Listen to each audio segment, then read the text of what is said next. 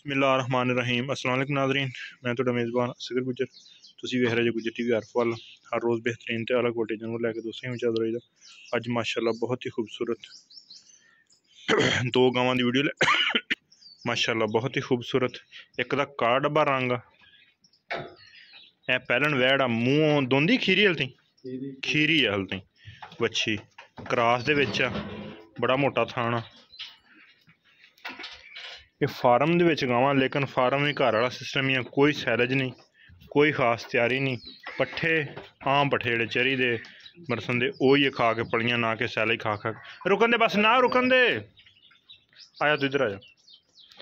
गां नूं थन बड़ा प्यारा वा, सूण दे विच पैलन वैड़ आ ते ए मझां अंदर पिच्छे लबास कड्ढदी जांदी है। क्रास गां नूं बड़ा चंगा वा, कद बहुत वड्डा वा, थन मोटा ते काला। वैड़ माशाल्लाह बड़ी प्यारी, सिरों मोनी कोनी डी दोस्त आंदे हैं। ठीक हो गया। थन बड़ा प्यारा वा, थन मोटे आ, कोई बीमारी का दाग निशान है नहीं। इस गां ने पहला सूआ सूना वा, वैड़ ने मूँह खीरी है। यह गां ने दूसरा सूआ सूना वा, ऐ इन्हां दा निज़ाम आ।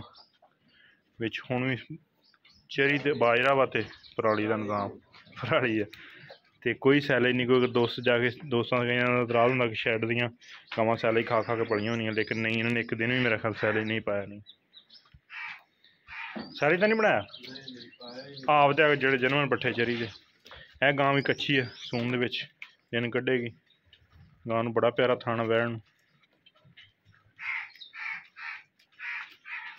इन्हें दूसरा सूआ सूना वा, पहले सूए 20 लीटर की भी गारंटी है। ये थणा की अपना कोई दो सांभे होण, गां लिस्सी है फिलहाल, कोई बीमारी ऐब हर किस्म का तसल्ली गारंटी है। गावां की नस्लदार दोस्तों के सामने आ। दुध चंगा पहलन हो गया 20 लीटर करती रही है। हुण गां अगर कोई दोस्त जाके संभाले तो इंशाल्लाह चंगा दुध करेगी तो मजीद चंगा करेगी। यह पहलन वैड हो के बड़ा वड्डा कद, मूँह खीरी हल तक, मूँह इंज विखाना तो नहीं इन्हें। तो फड़ा लेगी इनू, क्या फड़। अच्छा अब जनवन इस गल की गारंटी होएगी।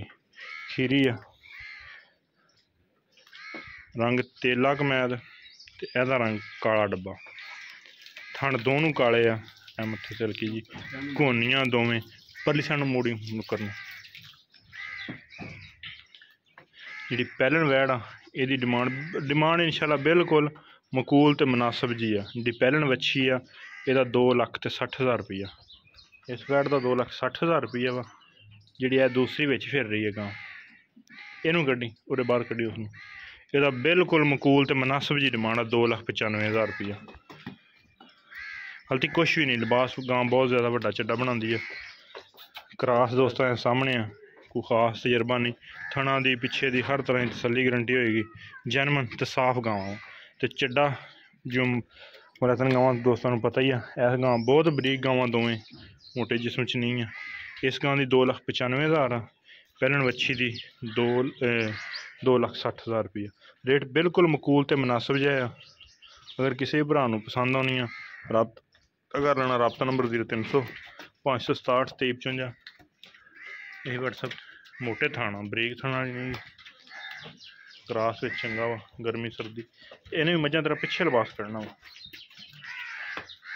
इन्हें भी मझां तरह पिछे लिबास करना वा।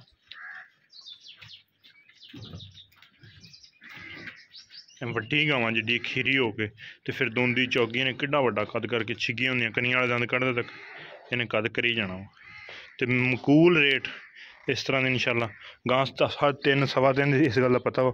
लेकिन ज़रूरत ही है जो कुछ भी है वो सारी मजबूरी दोस्तों नहीं। लेकिन बिल्कुल बेचने वाला तो फैनली जहा रेट है 2,60,000 रुपया तो 2,95,000 रुपया। ऐ रहेगा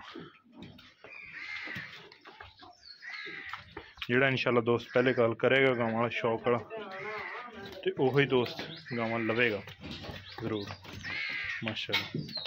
इस गाँ ने हल्ती कुछ भी नहीं। गाँव इन 7-8 दिन कड़े, 10 दिन की ज़्यादा, हाँ 10 दिन हल्ती सूंदी नहीं, ज़्यादा दिन भी कट सकती। काला डब्बा कोनी टुरदी फिरदी। दूसरा सूआ सुना वा, यह गाँ पैलन सूआ 2,60,000 तो 2,95,000। फिर उम्मीद करने का वीडियो आएगी दोस्तों को पसंद। अगर वीडियो पसंद आती यार दोस्तों ने शेयर, इन्होंने दोस्तों चैनल नहीं सब्सक्राइब किया चैनल सब्सक्राइब। एक अगली तरह बेहतरीन वीडियो में फिर हाजिर होंगे। उस टाइम तक अपने मेज़बान असगर गुजर इजाज़त। अल्लाह हाफ़िज़।